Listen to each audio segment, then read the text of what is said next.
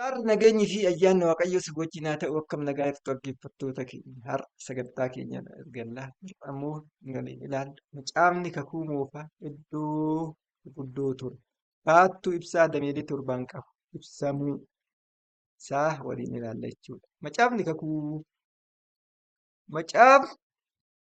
kakuu moofaa baattuu ibsaa dameelee torba qabuuf ibsamuu luqqisiilee nu ibsan muraasa waliin ilaalla. Tokko seera ba'uu 37 irratti baattuleen ibsaa torba akka tarree taa'umsa isaaniitti warqee qulqullaa'aa irraa akka tolchu Musee kenname.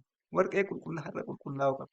Lammaffaan immoo Maatewos 25:1-13 irrattii fi mul'ata 1:9 irratti baattuu damee ibsaalee torba akkasumas Isayyaas 11:2-3 fi Yohaannis 1:4 Isayyaas Yesuus Kiristoos dameelee torba qabaachuu Yesuus Kiristoos immoo sagalicha jechicha ta'uu Yohaannis 1:4 dubbisa. Qabatamaan Yesuus biyya lafaarra deddeebi'ee barsiisa. Bakka torbatti sagalee hundaattuu ibsaa ture. Kallattiilee ittiin qoqqoodamu kana akka isinii mirkanaa'uuf kana isinii Luqaas 24:44 fi fakkeenya tokko akka wannu sirriitti dubbisa. Haala kanaan qoqqoodamuusaa akka hin shakkine akka mamma ani te'ooloojii baradheetti Waaqayyo naa ibsee akka sagalee Waaqayyooti. Akkuma jecha Waaqayyoo kanatti iyyuu sagalee Waaqayyoo kun jechi Waaqayyoo kun iddoo gurguddaa torba baattuu ibsaa dameelee torbaan qabu ibsamuusaa sirriitti isinii ibsuuf ni dhaggeeffattoota keenya malee wanni biraan akka sirriitti isinii galuudhaaf.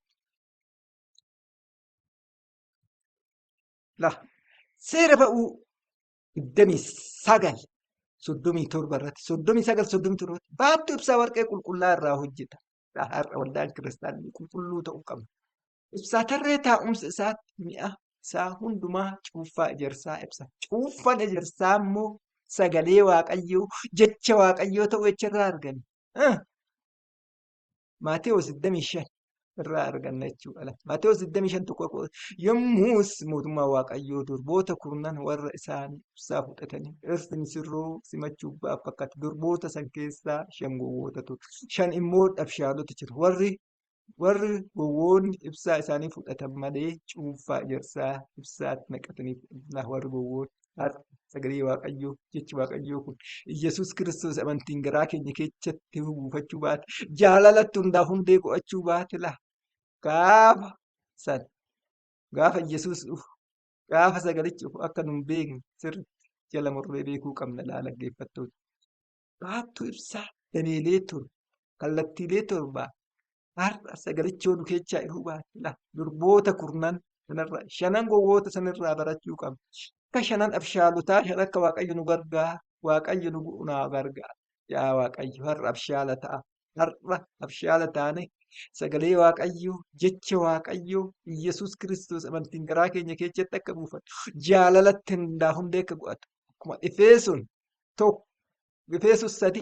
3:4-9 irratti dubbisnu kan abbaa keenyaa garasiisanitti jijjiirame jechuun fiyyala har'a guyyaa jalaa dhume kun isa kana sirriitti cimnee ka'annee gara mootummaa Waaqayyoo keessatti dhufaatii Yesuus Kiristoos qopheessuun kallattii kanatti guddachuun dirqama keenya yaa dhaggeeffattoota isa nu raawwatame isnetu isa nootarra mootummaa Waaqayyoo of nu qopheessu dhufaatii Yesuus Kiristoosiif nu qopheessu simatamuu Yesuus wajjin qaamaaf qaama taanee wal wajjin jiraachuu dhaboo walirraa bifaan argachuu kanaaf kan nu qopheessu kallattii sanii isa sanitti guddachuun dirqama keenya waan ta'eef ba'uu 39:37 fi Maatewos 25:1 wanti hubannu sagalee Waaqayyoo iddoo baattuu ibsaa torbaan ibsamuusaa hubanna jechuudha. Akkasumas mul'ata dubbisaa 1-2 ga'uun as sagalee dhaga'een isaanitti dubbatu san ilaaluu garagaree jedhan Yohaannis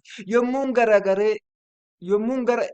garee baattuu ibsaa warqee irraa hojjame torban arge. Baattuun ibsaa darbee sun gidduu immoo ilma namaa fakkaata. Qabatamaan mul'atuma kan 1:20 irratti yoo dubbisan hiikni urjoota torbaan 20 irratti 1:20 irratti mirgaa argitan akkasumas baattuu warqee ibsaa irraa argatan dhokataa ture. Amma garuu urjoonni torban ergamoota torban baattuu ibsaan torban waldoota torbanitti waldoota kiristaanaa torban. Baattuu ibsaa damee waldoota. Baattuu ibsaa damee torba qabu. Baattuuwwan ibsaa damee torba qabu kan waldaa kiristaanaa akka Efesoon tokko tokkoon baattuu ibsaa dameelee torba qabu. Yaa dhaggeeffattoota keenya har'a Yesuus Kiristoos sagalichi jechichi iddoo qulqulluu iddoo sanaqneetu ibsuu sagalicha ibsuun gaafa nu jala aame Yesuus Kiristoos amantiin garaa keenya keessa hin buufate jaalalatti hundaaf hundee hin go'atin. Rakkoo keessa akka jirru asirraa hubachuu dandeenya dhaggeeffattoota keenya. Akkasumas Isaayyaas tokko haga lamaa fi Yohaannis tokko haga afurii mootiin nagaa dhufuusaa jedha. Isaayyaas tokko haga lamaa. Hidda dhiissee keessaa latiin ni ba'a. Dameen duumessa isaa keessaa ba'u ija ni godhata. Hafuurri Waaqayyoo irra buufata. Hafuura ogummaa, hafuura hubannaa, hafuura gorsaa fi hafuura humnaa, hafuura beekumsaaf hafuura sooddaa. Akka isa kadhannu sannaa hafuurota Waaqayyoo. Hafuuronni kun immoo wangeela Yohaannis tokko haga 5 irratti sagalichi jalqaba wanna hunduma turu. Sagalichi foon uffatee gara biyya dhufu sagalee ta'uusa. Sagalichi kanaafuu baattuu dameelee ibsaa kallattii torbaan ibsamu asirraa hubachuu dandeenya dhaggeeffattoota keenya isinii haa galu. Haala kanaa qoqqoodama Luqaas 24 irratti. Kana booda Yesuus isaan wajjin yommuu ture waa'ee kootiif seera Musee seerota 5 seera 5 irratti immoo akkuma duratti isin ibsilaa. TikTokii darbe keessatti seera irratti seerri moolaa kan jiraatu beekumsaaf sodaa ta'uu qaba.